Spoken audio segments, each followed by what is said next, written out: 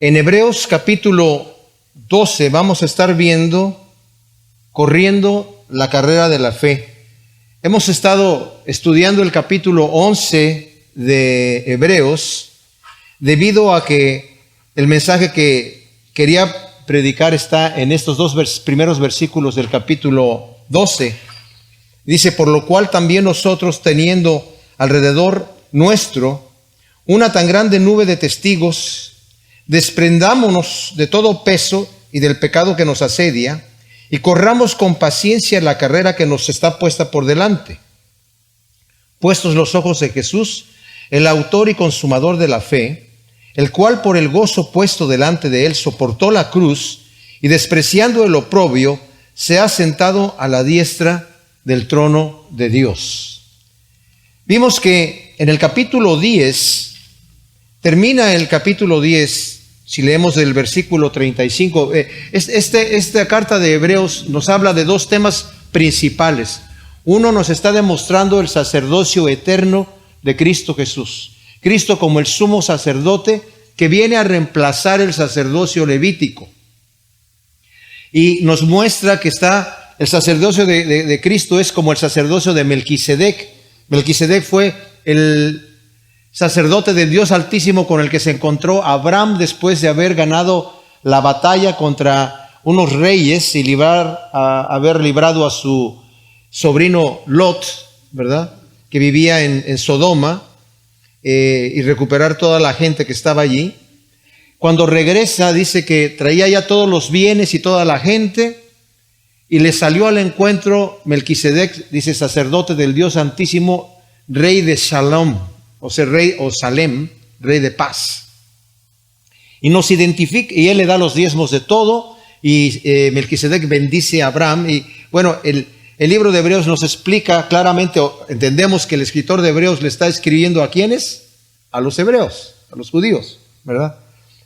Dándoles a entender que el sacerdocio de Jesucristo es un sacerdocio que viene antes del sacerdocio levítico, porque Leví viene como descendiente de Abraham. Abraham tuvo a Isaac, Isaac a Jacob, Jacob tuvo a Leví, y de ahí vienen después Aarón, y Aarón, que fue hijo de Leví, de ahí vienen los sacerdotes. Pero antes de eso, Melquisedec, era el sacerdote del Dios Altísimo, y es lo que conocemos como una teofanía, una representación física del mismo Señor Jesucristo en el sacerdote Melquisedec.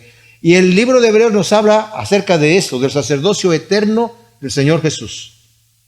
Pero también nos habla de que el pueblo de Israel, aunque salieron todos de Egipto, no todos entraron en la tierra prometida por falta de fe. Entonces es una carta que nos habla en contra de la incredulidad y a favor de la fe en el Señor. Y esto es súper tremendo porque es el tema que hemos estado tocando, el tema de la fe. Y nos dice aquí en el versículo 35 del capítulo 10, no perdáis pues vuestra confianza, la cual tiene gran recompensa, porque tenéis necesidad de la paciencia para que, habiendo hecho la voluntad de Dios, obtengáis la promesa. O sea, es un aliento a continuar, a no perder, no dejarnos hostigar o decepcionar por las cosas externas que podamos vivir, ya sea que sean situaciones adversas en nuestra vida, de alguna tragedia, de algún virus, de alguna pandemia, de cualquier cosa que esté pasando, de pérdida de trabajo, de enfermedades, de lo que sea, ¿verdad?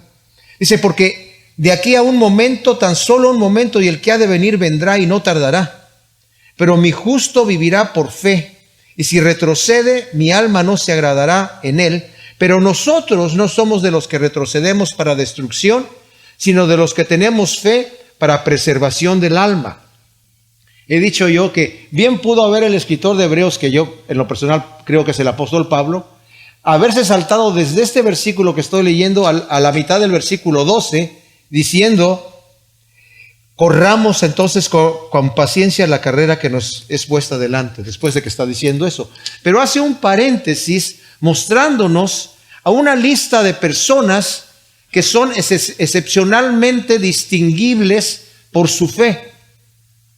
Como dije también, Estos testigos que le llama aquí en el versículo primero, ¿verdad? Esta nube de testigos, en donde encontramos a nosotros a Abel, encontramos a Enoc, encontramos a Noé, encontramos a Abraham, y después de Abraham, Isaac, Jacob, ¿verdad? Y vemos ahí después todos los que siguen nombrando ahí, Moisés, etcétera, David, Sansón y, bueno, Gedeón, Jefté, Barak, dice Samuel, de los cuales no tengo tiempo de hablar, dice el escritor, pero estuvimos viendo detalles de su fe, que se manifiesta en justicia, obediencia y creerle a Dios. Ahora, ¿por qué estoy hablando de esta fe en relación a la carrera, mis amados? Hoy en la mañana el pastor Greg estaba predicando justamente acerca de la fe basado en Santiago capítulo 2, donde está Santiago diciendo, tú dices que tienes fe, pero no tienes obra, muéstrame tu fe sin obras y yo te voy a mostrar mi fe por mis obras. Esta carta de Santiago ha sido de mucha controversia porque algunos piensan, y esto fue un argumento de Lutero, ¿verdad? Que dijo, eso es paja, eso es basura, esa carta no sirve para nada. Porque está contradiciendo que la salvación es por fe y no por obras. Obviamente la salvación es por fe, pero no está hablando de salvación. La justificación es por fe, pero no está hablando de justificación. Todo esto es gratuito delante de Dios. De lo que está hablando es que una fe real, verdadera, viva, tiene un fruto, se manifiesta, se muestra. Yo puedo decir que yo creo, pero si no muestro frutos, entonces mi fe es una fe mental, es una fe de dientes para afuera, como decimos nosotros, ¿verdad? Entonces tiene que haber un fruto. Y parte de ese fruto, mis amados, es la paciencia. Es el saber que de hecho va a haber un día donde nos vamos a encontrar cara a cara con nuestro Hacedor. Creámoslo o no lo creamos. Lo que yo crea no va a cambiar la realidad. Ha habido gente que dice, yo no creo en Dios, entonces como si fuera el avestruz, meten la cabeza en la tierra. Yo no creo que eso va a pasar. Y como el avestruz mete la cabeza en la tierra o en un arbusto y dice, yo no veo a mi depredador no existe. Y el depredador está ahí como en las caricaturas, ya poniéndole sal y pimienta ahí al avestruz por fuera, ¿verdad? Mientras está pensando qué va a pasar. El hecho de que yo ignore o crea o niegue la existencia de Dios, o el hecho de que vamos a estar delante de Él y toda la rodilla se va a doblar delante del Señor, no quita que la realidad es esa. Estamos aquí con un propósito, y el propósito es justamente poner nuestros ojos en Jesucristo, correr la carrera con paciencia, con perseverancia, con constancia, con fe. Somos salvos por fe, somos justificados por fe. Esto es un don de Dios. ¿Cómo es? Como le dijo el Señor a Nicodemo, así como Moisés levantó la serpiente en el desierto, ¿verdad? Para que todo aquel que viera la serpiente, si lo mordía una serpiente venenosa, no se muriera. Así el Hijo del Hombre, que es Jesús, va a ser levantado en la cruz para que todo aquel que en Él cree no se pierda, mas tenga vida eterna. Así se nace de nuevo. Así es como uno es justificado. Gratuitamente por gracia. Pero después viene un proceso. En el momento que yo soy justificado y que he nacido de nuevo, el Espíritu Santo mora en mí. Y el Espíritu Santo no se queda con las manos en los bolsillos. Empieza a obrar en mí y empieza a producir frutos. Si es que realmente mi fe fue real. Si es que realmente yo creo que Jesucristo es el camino, la verdad y la vida. Yo quiero andar en el camino, no quiero andar perdido. Si es la verdad, yo no quiero estar engañado. Y si es la vida, pues quien se quiere estar muerto, ¿verdad? Entonces voy a vivir una vida activa, no en mi fuerza, sino en el poder del Espíritu Santo. Y por eso estos héroes de fe que nos pone aquí son personas que, porque le creyeron a Dios, supieron quién era Dios, pudieron hacer grandes proezas, grandes cosas por la fe puesta en el Señor Jesús. Y nuestra fe, mis amados, en el Señor Jesús nos puede llevar a través de todas las circunstancias adversas que vengan en mi vida. Yo me acuerdo que el pastor Greg Laurie, uno de sus hijos, se había perdido, andaba en el mundo, ¿verdad? Y de repente regresó a los caminos del Señor, empezó a trabajar para él, porque él es artista. Greg Laurie es artista, o sea, es excelente artista dibujante, ¿verdad? Entonces su hijo también tiene ese talento y empezó a trabajar en el departamento de diseño gráfico dentro de su congregación.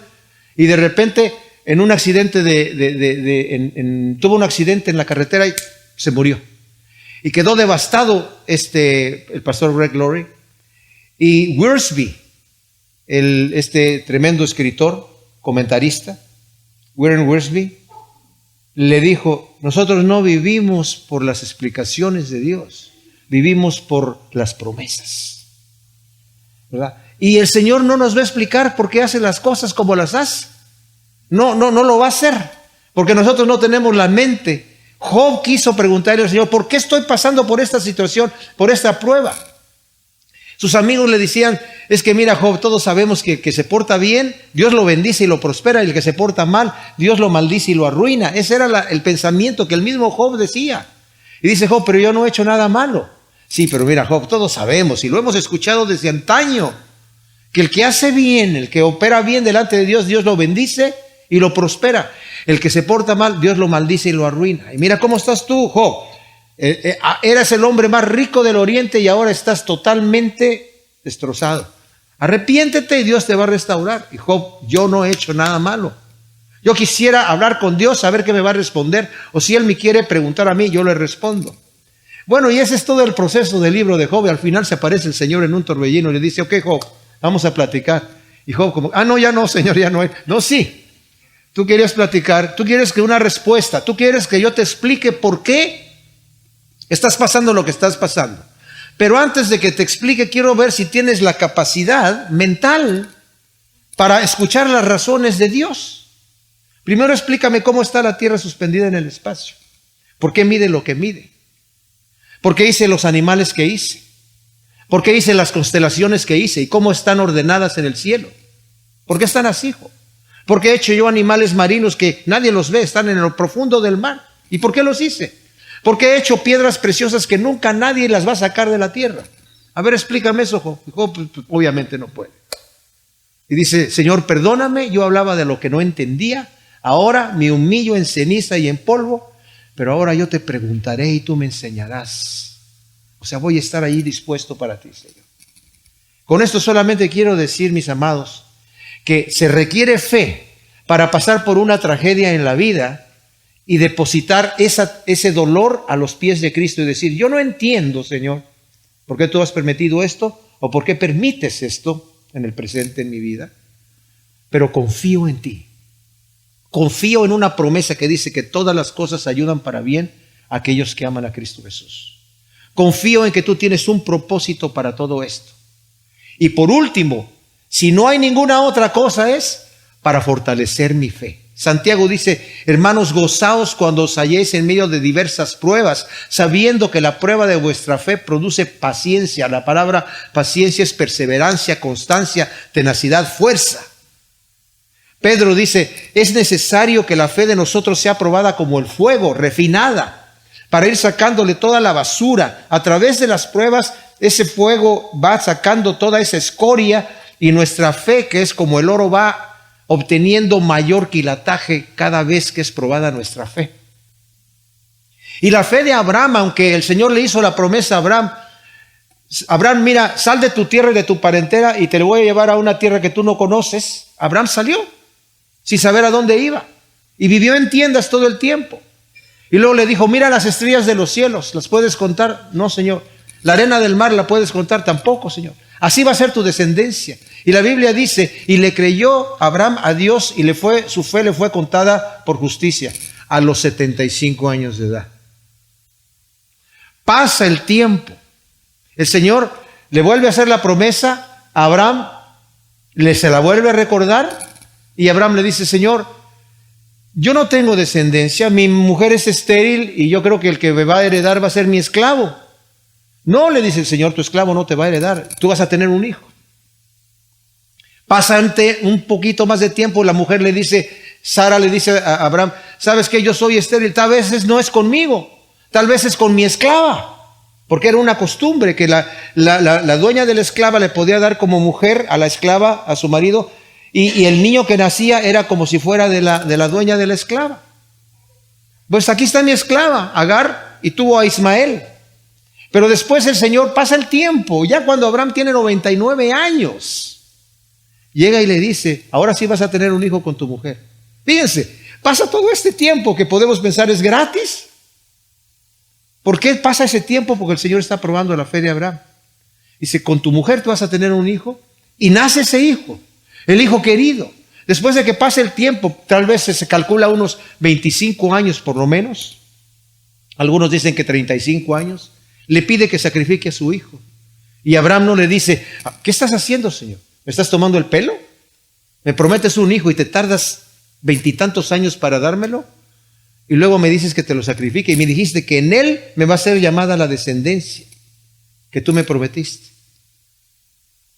Dice la Escritura, ya lo vimos en el estudio anterior, Abraham pensó que iba a resucitar de los muertos a su hijo, porque dijo, Dios me dijo que en Isaac me iba a ser llamada descendencia, no se ha casado, no tiene descendencia, me está pidiendo que lo sacrifique, lo voy a sacrificar y se va a morir. Una cosa sí sé, que Dios no me va a fallar, así que seguramente lo va a resucitar de los muertos. Y eso está aquí en Hebreos. Cuando leemos eso, mis amados, nos damos cuenta, ¿y por qué le hizo pasar ese mal rato a Abraham? No era hacerle pasar un mal rato, era que la fe de Abraham se purificó y se concentró de tal manera que Abraham ya decía, yo sé que Dios no me va a fallar. Y nosotros, mis amados, necesitamos estar asegurados que Dios no nos va a fallar en sus promesas jamás. ¿Cuándo nos ha fallado el Señor? ¿Cuándo nos ha fallado? Si alguien puede recordar aquí alguna vez que le haya el Señor fallado en alguna promesa, entonces tiene razón para dudar del futuro. Sea como venga el futuro, venga como venga, el Señor está con nosotros hasta el fin del mundo. Él lo prometió así y yo lo creo porque así lo prometió. Él dijo, yo me voy a ir a preparar lugar para ustedes y yo creo que está preparando, ya lo preparó lugar para nosotros. ¿Por qué? Porque Él así lo dijo y así lo prometió. Y dice, y cuando regrese los voy a tomar a mí mismo, ¿verdad? Y yo creo que eso va a suceder, ¿por qué? Porque así lo prometió el Señor y Él nunca falla. Entonces nos dice aquí, por lo cual, también nosotros teniendo alrededor nuestro una tan grande nube de testigos, desprendámonos de todo peso y del pecado que nos asedia y corramos con paciencia la carrera que nos es puesta por delante. O sea, antes, mis amados, estábamos sin esperanza y sin fe en el mundo, dice la Escritura. Estábamos sin Dios y sin esperanza en el mundo, Efesios 2:12. Pero ahora que nos hemos acercado a Él por medio de la fe, hemos comenzado un viaje, una peregrinación, una carrera. El apóstol Pablo en 1 de Corintios 9, 24 y 27 nos habla acerca de esta carrera, ¿verdad? Que estamos corriendo. La pregunta aquí que nos tenemos que hacer, ¿estoy corriendo la carrera o estoy estático? Y si la estoy corriendo, ¿cómo la estoy corriendo? ¿Con todas mis fuerzas o voy así nada más? ¿O corro al principio con mucha fuerza y después ya como que me achico? Ahora, el escritor de Hebreos quiere asegurarse que persistamos en la carrera. No es un arranque rápido y luego ya me caigo, sino es un correr constante, persistente, poco a poco, así como va, ¿verdad? Como la carrera de la liebre y la tortuga, que la liebre salió rápido y dijo ya, ¿y dónde quedó la tortuga? No, pues me voy a tomar una siestecita, ¿verdad? Porque yo voy a llegar en 3 patadas, pero la tortuga rapidito ahí. Ya cuando se despertó el conejo, la tortuga ya había llegado a la meta, ¿verdad? Pues si andamos como tortuga, no importa. El asunto es que andemos caminando y andemos continuando con la fuerza que tenemos, con la fuerza que Dios nos ha dado. Ahora, estos testigos, que dice aquí esta nube de testigos, la palabra testigos en griego es martus, de donde viene nuestra palabra mártir. Y esta palabra testigo significa varias cosas. Puede ser el testigo en un jurado, ¿verdad? Puede ser el testigo de algo que vio, alguien que está observando algún evento, o puede ser un mártir. Un mártir no es necesariamente aquel que muere por la causa de Cristo, sino que está dispuesto. El Señor le dijo a sus discípulos, ustedes me van a hacer martus, testigos, en Jerusalén, en Judea, en Samaria y hasta el último de la tierra. Incidentalmente los apóstoles, todos ellos fueron martirizados excepto Juan. A Juan lo quisieron matar, lo metieron en olla de aceite hirviendo y no le pasó absolutamente nada. Y entonces el que lo metió, el emperador romano que lo metió se asustó y mejor lo echó lo deportó a la isla de Patmos. Y después ya se cambiaron de emperador, mataron a este y vino otro y ya lo restituyeron a su puesto, que era de pastor de la iglesia de Éfeso. Murió de anciano. No obstante, esta nube de testigos, ¿quiénes son? Algunos piensan que todos los que acabamos de ver, son los héroes de la fe, de los que estaba hablando aquí, ¿verdad? De Abel, de Enoc, de Noé, de Abraham, de Isaac, Jacob, Moisés, etcétera, ¿verdad? David y todos ellos. Algunos los ven como si fueran espectadores que están en las gradas mirándonos a nosotros, ¿verdad? Y como diciendo, corre. No aflojes. Y es bonito a veces escuchar a la gente que dice, sí, ya mi mamá se fue allá al cielo, pero desde allá me está mirando. Miren, mis amados, la verdad no creo que nadie en el cielo nos está mirando, ¿verdad? Si una madre, por ejemplo, se convierte al Señor y su hijo y se va al cielo y su hijo se queda aquí, ¿se imaginan qué dolor va a ser para la madre ver que su hijo se pierda o que ande haciendo cosas que no debe estar haciendo? Pues no será un cielo para ella. Va a decir que en el cielo no va a haber más llanto, pero aquella señora está llorando porque está mirando para abajo. No tienen información de lo que está pasando acá. Entonces, ¿a qué se refiere de esta nube de testigos? Nosotros somos los que estamos mirando a esos testigos como un ejemplo para nuestra vida. Teniendo esta nube de testigos, o sea, tenemos nuestros ojos ahí, no para fortalecernos, sino para imitarlos, para verlos como ejemplo, ¿verdad? Y nos dice aquí, con esta nube de testigos, desprendámonos de todo peso y del pecado que nos asedia. Son dos cosas, de todo peso. Esto es importantísimo porque como Pablo, por ejemplo, nos dice en 1 Corintios 9, del 24 al 27, que lo asemeja nuestro caminar en Cristo. Él lo asemeja a muchas cosas atléticas, ¿verdad? Pero a golpear, dice, bueno, yo no golpeo el aire, sino golpeo mi cuerpo. Yo no corro como a la aventura, sino corro de manera que voy a llegar a la meta.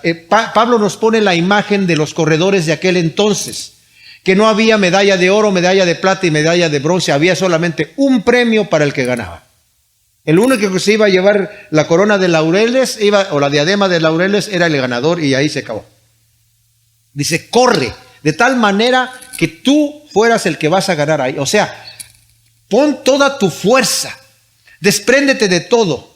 En aquel entonces, en los Juegos Olímpicos de la época del apóstol Pablo del primer siglo, solamente participaban los hombres y los corredores corrían totalmente desnudos. No tenía ninguna cosa que les estorbara correr con todas sus fuerzas. ¿Qué pasaría si yo llego a correr, verdad? Y llego con mis botas vaqueras y un sombrero así de tejano muy bonito, ¿verdad? O con traje y corbata y hasta mi maletín ahí. Pues no me van a decir, usted no puede correr, pero no voy a ganar porque tengo cosas que me están estorbando. Tengo situaciones que no debo de estar yo llevando conmigo. Ahora, estas situaciones también pueden ser no necesariamente pecados escandalosos. Fíjense lo que voy a decir, mis amados, porque esto es bien importante. No necesariamente tienen que ser pecados escandalosos, que obviamente esas cosas nos van a estorbar para correr la carrera.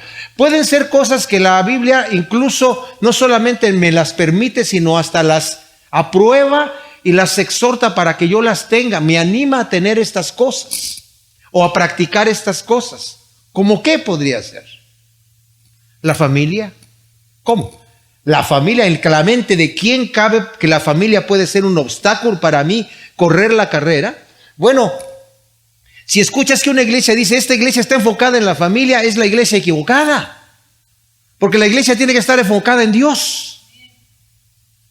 No, la familia no es primero. ¿Saben qué dice el Señor en los evangelios? Dice, el que amare a padre, madre, hijo, hija, cualquier cosa, cualquier pariente, cualquier cosa, más que a mí, no es digno de ser mi discípulo. En Lucas dice, el que no aborreciere a padre, madre, hijo o hija por mi causa, no es digno de ser mi discípulo. ¿Aborrecer? Bueno, es un hebraísmo. No quiere decir que yo tengo que odiar a mi familia, sino que en comparación el amor y la dedicación que yo tengo para Dios es tal que mi familia queda rezagada a segundo plano. Ojo, segundo plano, no tercero, cuarto, quinto plano. Pero mi dedicación al Señor tiene que ser primero. Cuando a veces escucho, no, es que yo no puedo venir a la iglesia porque tengo que esta situación aquí con la familia, entonces le estoy dando prioridad a esa situación. Eso lo dejo a la conciencia de cada uno, nada más estoy diciendo cosas que, miren, por ejemplo, estaba escuchando yo al pastor Alistair Beck, que dice que fue en un viaje a Kenia, África, y vio los aviones que estaban allí, de 2 motores, que los estaban usando para situaciones de ministerio, ¿verdad? De misioneros, para llevar los asuntos que necesitaban estar llevando ahí. Aviones bonitos por fuera, dice, cuando se metieron adentro, dice, era impresionante porque los asientos, quitaron esos asientos cómodos y lujosos y pusieron una lona en los fierros que había ahí. El dashboard, o sea, la parte de enfrente del avión, también le quitaron todo. O sea, estaba en los puros huesos, digamos. ¿Con qué objetivo? De aligerar lo más posible el avión para que pudiera llevar más medicamentos a África. Y es lo que nos está diciendo aquí el escritor de Hebreos. Tienes que aligerarte, quítate de toda cosa, ¿verdad? Puede ser la familia, puede ser que la Biblia permite, puede ser mi diligencia en mi trabajo. No puedo ir a la iglesia porque es que tengo mucho trabajo que hacer y lo necesito sacar ya. No me interesa tanto aquello. Está bien lo que voy a servir al Señor, está bien, hay que darle su lugar al Señor, pero aquí el trabajo es primero. ¿Que el trabajo que no lo anima la Biblia? Claro, por supuesto. Y si necesitamos algún ejemplo, estar ahí la parábola de los talentos. El Señor me ha dado talentos para que yo los ponga a trabajar y los tengo que poner a trabajar. Pero cuando eso toma el lugar que le corresponde exclusivamente a Dios, se convierte en un peso. ¿El interés en la teología podrá ser un obstáculo? Por supuesto. Hay muchos teólogos que están tan a la letra que tienen poco o nada de conocimiento personal de Cristo Jesús. Y están súper enfocados a ver si dijiste la palabrita correcta o si dijiste por acá o por allá. A mí me interesa mucho la teología, ¿verdad? Pero no para empezar a criticar. Yo tengo amigos que son buenos teólogos y siempre están encontrando defectos en todos lados, ¿verdad? Ahora, un escritor Brown, escocés, dice, toda labor, fíjense bien esto, toda labor terrenal, por inocente que sea en sí misma, cuando interfiere con el cultivo de las virtudes cristianas y la práctica de los deberes cristianos, se convierte en un peso y debe ser dejado de lado. Lo voy a repetir. Toda labor terrenal, por inocente que sea en sí misma, cuando interfiere con el cultivo de las virtudes cristianas y la práctica de los deberes cristianos, se convierte en un peso y debe ser dejado de lado. Por inocente y loable, yo le añadiría que la Biblia lo anima a que lo tengamos. Cuando se convierte eso en algo que me va a quitar de mis deberes cristianos, no puedo participar en esta situación que yo ya me comprometí que voy a hacer, pero porque tengo esta otra cosa que tengo que hacer, que también es loable y es inocente. Y luego nos dice esto aquí. No solamente es el peso, ¿verdad? Sino el pecado que nos asedia. La palabra asedia aquí significa que se nos enreda en las piernas. Es como esa ropa que de repente queda tan floja, ese tipo de vestido o de vestimenta que puede estar tan flojo que nos enreda y no nos permite caminar, ¿verdad? En la época la época del Señor Jesús, cuando habla de ciñe los lomos, ¿verdad? Que las túnicas que tenían los hombres que estaban abajo de la rodilla, había que subirlas un poco arriba de la rodilla y amarrarlas con un cinto para poder correr, para poder operar, para poder maniobrar como debe de ser. De otra manera les estorbaría ese vestido tan largo, ¿verdad? Y aquí está diciendo, no dejes que ningún pecado te estorbe, que quiere decir, se te va a enredar un pecado y no te va a dejar correr. O como dice aquí, te asedia, te encadena, o también te acecha, como está en Génesis, ¿verdad? 4:7, cuando el Señor le dice a Caín, ya ve que Abel trajo su ofrenda delante del Señor y fue recibida. Caín trajo su ofrenda delante del Señor y no fue recibida. Y se ensañó, se molestó Caín y le dice al Señor, ¿por qué ha decaído tu rostro, Caín? Si hicieras bien, ¿no serías aceptado? Pero por cuanto hay pecado, no puedo aceptar tu ofrenda. Dice, el pecado está ahí acechando, y la palabra es como esos perros que están salvajes, que están nada más esperando a ver en qué momento te pueden atrapar. Dice, pero tú tienes control sobre él.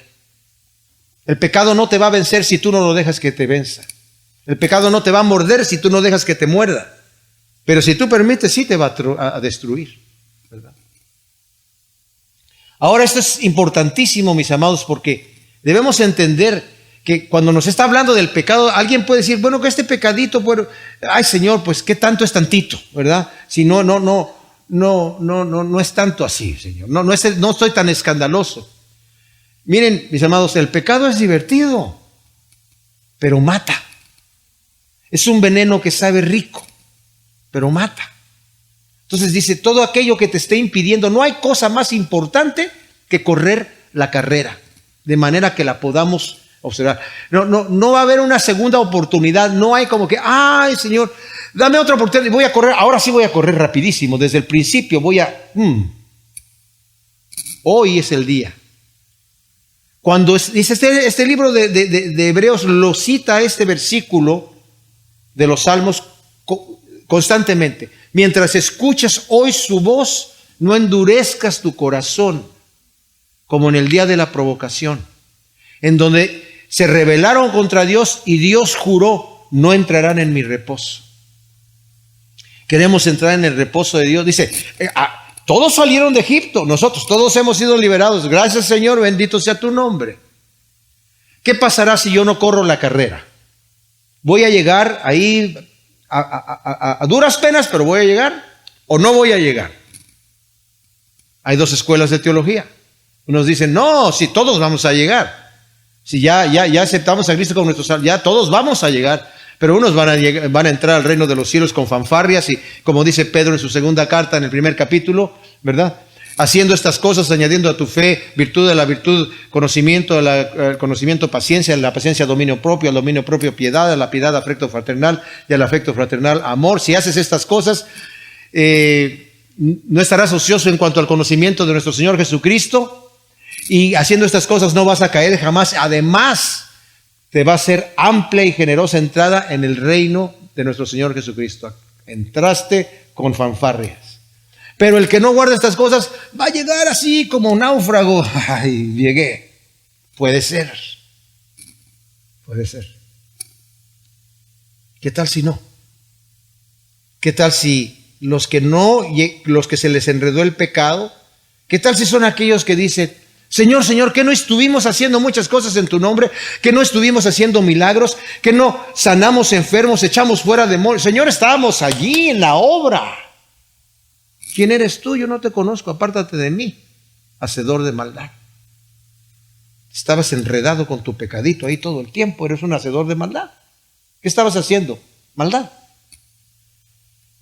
Por eso aquí vuelvo a leer lo que leí anteriormente en Hebreos 10, del 35 al 39.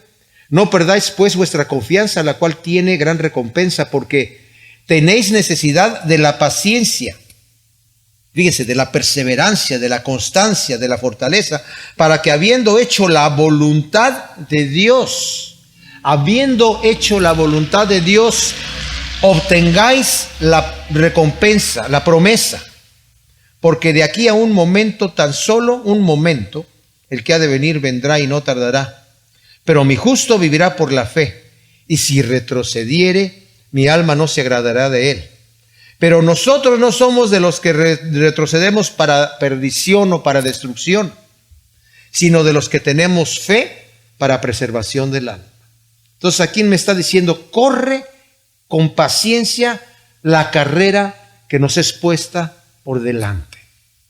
No podemos estar estáticos. La fe verdadera no es estática, mis amados. La fe verdadera es una fe activa. Es una fe que produce frutos. Es una fe que constantemente está funcionando. Que caemos, claro, todos caemos. Que fallamos, sí, todos fallamos.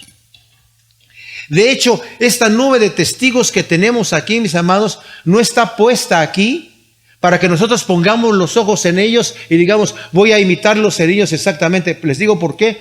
Porque si miramos bien, muchos de estos testigos tenían fallas.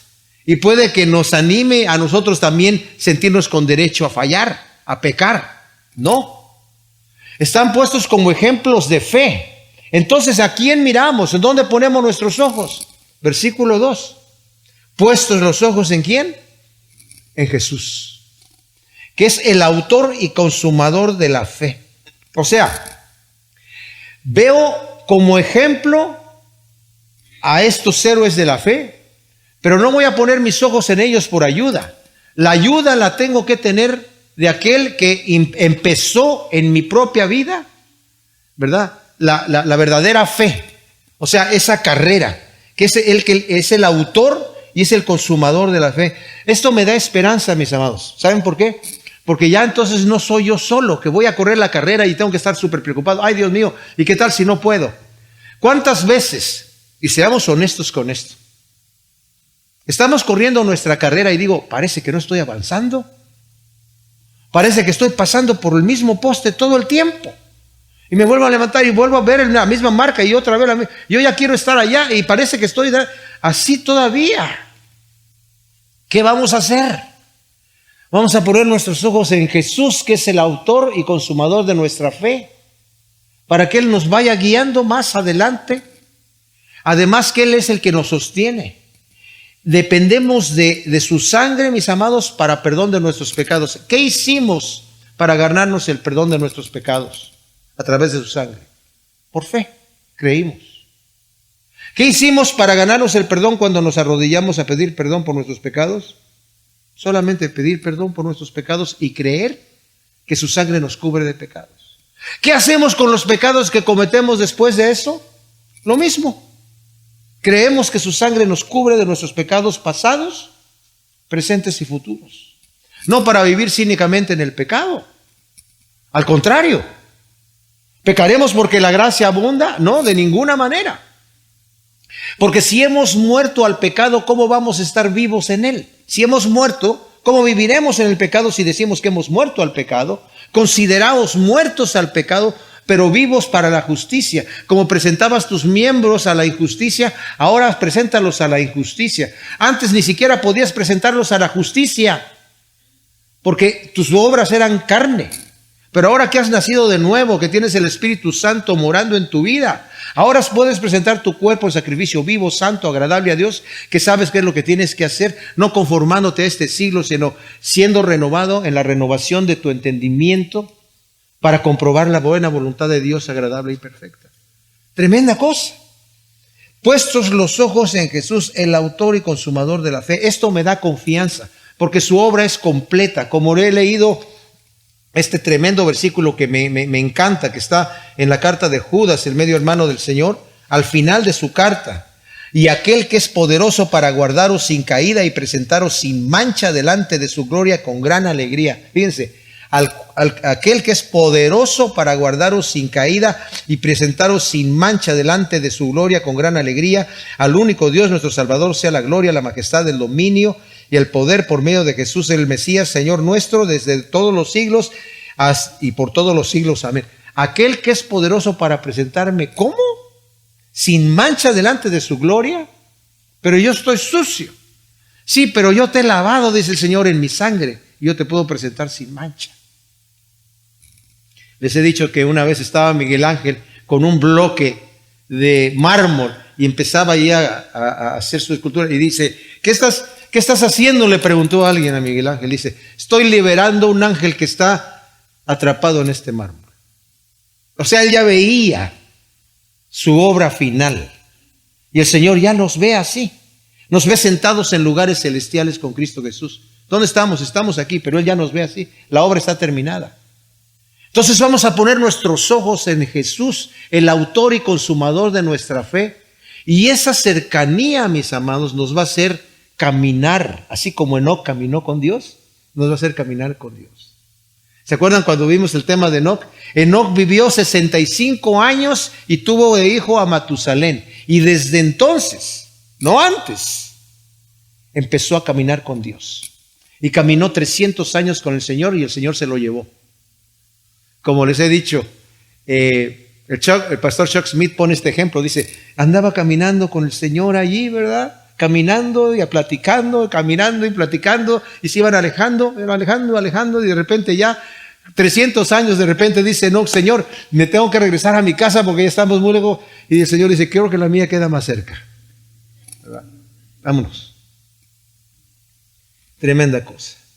Puesto los ojos en Jesús, autor y consumador de la fe, el cual por el gozo puesto delante de él, soportó la cruz, despreciando el oprobio, se ha sentado a la diestra del trono de Dios. Esto es impresionante, mis amados, porque ponemos los ojos en Jesús, el autor y consumador de la fe, y luego nos dice qué pasó con él. El gozo puesto delante de él, por el gozo puesto delante de él, soportó la cruz. Vayamos un poquito a entender lo que pasó con el Señor Jesús en sus últimos momentos aquí en la tierra. Estaba ya angustiado. Dice, mi alma está angustiada hasta la muerte. Voy a ser entregado en manos de pecadores y me van a crucificar. Y los apóstoles no lo entendían. Estaban más bien diciendo, ¿qué está diciendo, Señor? A ver, ¿quién va a ser el mayor? ¿Tú o yo? No, es que yo. Y empezaban a discutir. No entendían que el Señor les estaba hablando de su muerte. Y la Escritura dice, porque les era velado eso en ese momento. Pero llega el momento donde el Señor llama a sus tres cercanos, Pedro, Jacobo y Juan. Vengan conmigo a este huerto. Quédense aquí orando. Yo estoy angustiado hasta la muerte. Y se va el Señor. Velen por mí, oren por mí, por favor. Estoy angustiado. Necesito sus oraciones, por favor. Y se va él a orar. Y era tal su tensión y su desesperación porque en el cuerpo humano él no quería sufrir aquella cosa. La cruz era el tormento más terrible que había. Cicerón dijo, un ciudadano normal romano no debería ni siquiera pensar en la cruz. Esa muerte de cruz no la merece ningún criminal romano. Está reservada para aquellos que no se pueden llamar seres humanos. La cruz era un instrumento de tortura tremendísima. Estaba platicando mi esposa y yo con una amiga que nos decía que le mostraron las espinas que le hicieron para el Señor cuando hicieron la corona de espinas. Eran unas espinas específicas que en el momento que entran tiran un tipo de veneno que es como unas espinitas que se clavan y que produce un dolor ridículo. O sea, sabían los soldados romanos lo que estaban haciendo en ese momento. Infligir un dolor pero tremendo. Y nuestro Señor Jesús le dieron a beber vino con mirra, que era un estupefaciente para calmar el dolor, y cuando lo probó no lo quiso tomar. O sea, la sufrió completa. Él sabía lo que le venía. Eso es un dolor todavía más grande, porque cuando uno de repente tiene un accidente y tiene una situación adversa, se siente el dolor, pero si uno ya sabe exactamente lo que va a pasar, el dolor está desde antes que suceda. Padre, si es posible, dijo, pase de mí esta copa, pero no sea como yo quiera, sino como tú quieres. Y luego se levanta y ve a sus discípulos ahí dormidos. 1 hora se pasó orando así. Y su sudor era como gotas de sangre que caían en la tierra de la desesperación que tenía por estar en este cuerpo humano. Vio a sus discípulos durmiendo y les dice, ¿no me pueden ayudar a orar conmigo? ¿No pueden estar orando conmigo por 1 hora? Y se regresa a orar y los discípulos se despiertan y se vuelven a dormir. Y vuelve a orar, desesperado el Señor Jesús. Y vuelve a regresar y los ve dormidos y los deja dormidos y se vuelve a regresar. Pero la tercera vez que ora ya no estaba, Señor, pase de mí esta copa si es posible. Sino se levantó como un verdadero triunfante, ¿verdad? Como un titán para entregar su vida. Ahí fue donde tuvo el gozo puesto delante de él. ¿Cuál gozo? Los clavos, las espinas, los azotes, los escupos, que le arrancaron la barba, que no. El gozo éramos tú y yo en el reino de Dios. Imagínense. Fíjense lo que dice Isaías 53. Al final del capítulo 53 es tremendo porque nos está hablando acerca de los sufrimientos del Señor Jesús. Dice, despreciado y desechado, estoy leyendo en versículo 3, entre los hombres varón de dolores, experimentado en quebranto, escondimos de él el rostro, fue menospreciado y le tuvimos por nada. Él mismo cargó nuestras enfermedades y llevó nuestros dolores. Nosotros lo consideramos como herido y azotado y humillado por Dios. Pero él fue traspasado por nuestras transgresiones, molido por nuestros pecados. El precio de nuestra paz cayó sobre él y por su herida fuimos sanados. Todos nosotros nos descarriamos como ovejas, cada cual se apartó por su camino, pero Jehová cargó en él el pecado de todos nosotros, siendo oprimido, aunque fue él mismo el que se humilló. No abrió su boca, como cordero fue llevado al matadero, y como la oveja enmudece ante sus trasquiladores, no abrió su boca. Con violencia, mediante juicio, fue quitado. Y de su generación, ¿quién consideró que fue cortado en la tierra de los vivientes y llegado por la transgresión de mi pueblo? Dispusieron su sepultura con los impíos, pero con el rico fue su tumba. Y aunque nunca hizo maldad, ni hubo pecado, engaño en su boca, quiso Dios quebrantarlo y someterlo a padecimiento. Cuando se haya puesto su vida en sacrificio expiatorio, verá su descendencia y quedará satisfecho. El Señor en ese momento dice, estoy satisfecho. A lo que vine a hacer lo logré, que es entregar mi vida por aquellos que ahora no me avergüenzo de llamarlos hermanos. Y si nos está diciendo aquí, puesto los ojos en Jesús, el cual soportó, ¿verdad? Por el gozo delante de él, soportó la cruz, despreciando el oprobio, despreciando todo aquello. Imagínense al Señor Jesús, el creador del universo, mis amados, de pie delante de Pilato. Y Pilato le dice, y bueno, ¿y tú quién eres? ¿Y qué has hecho? Y entonces dice, el Señor estaba callado y le dice, ¿no me respondes a mí? ¿No sabes quién soy yo? ¿Tú no me respondes a mí? ¿No sabes que tengo potestad para crucificarte o para liberarte? Porque el Señor le había dicho, le dice, ¿eres tú rey? Sí, pero mi reino no es de este mundo. Si mi reino fuera de este mundo, los míos estarían aquí, pero mi reino no es de acá, es de allá. Si no sabes que tengo potestad para crucificarte o para liberarte, ninguna potestad tendría si no viene de allá, de donde es mi reino. Ay, ay, ay. Pilato como que se quedó así, lo quería soltar. No lo soltó, se lavó las manos. Eso no le sirvió absolutamente de nada.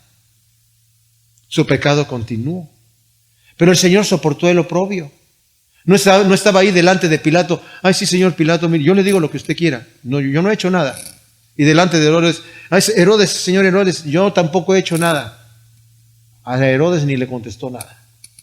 Como un verdadero valiente, soportó el oprobio. Estamos hablando del creador del universo, el rey de reyes y señor de señores, delante de quien toda rodilla se va a doblar y toda lengua va a confesar que Jesús es el Señor para la gloria de Dios Padre. Y está centrado a la diestra del trono de Dios. Mis amados, ¿cómo no vamos a correr nosotros con paciencia esta carrera? No en nuestras fuerzas. Uno, teniendo esta nube de testigos, tenemos las promesas de que Dios es fiel, que nunca falla. El que retrocede, Dios no se va a agradar de él. Por fe continuamos. Pero es que no he pasado de carrera. Pon los ojos en Jesús, el autor y consumador de tu fe. Él te va a llevar mano a mano y de repente, de estar poniendo los ojos en Jesús, al rato vas a voltear y vas a decir, ya pasé ese poste que nunca había podido pasar. Porque el Señor es el buen pastor que nos va llevando en lugares de delicados pastos.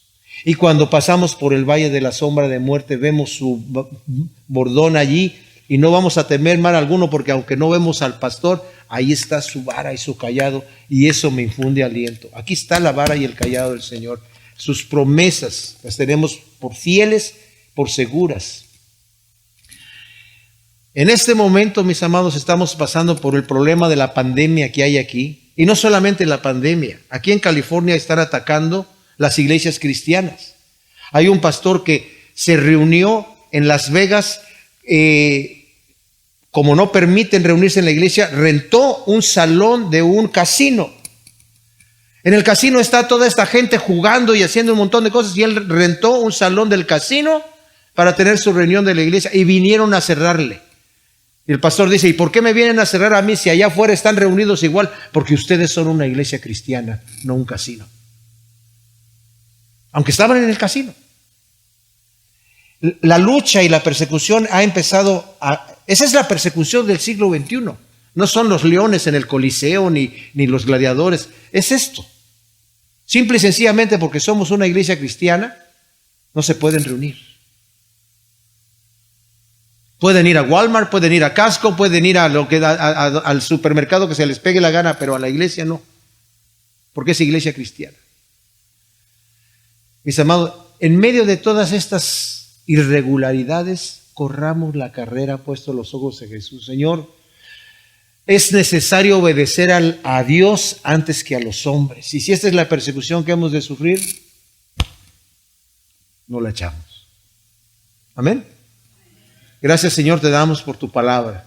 Ciertamente, es nuestro deseo correr la carrera, Señor. Ayúdanos a quitar todo peso que nos estorbe, todo pecado que se nos enrede en las piernas, Señor, y que nos impida o incluso nos tire al piso, Señor.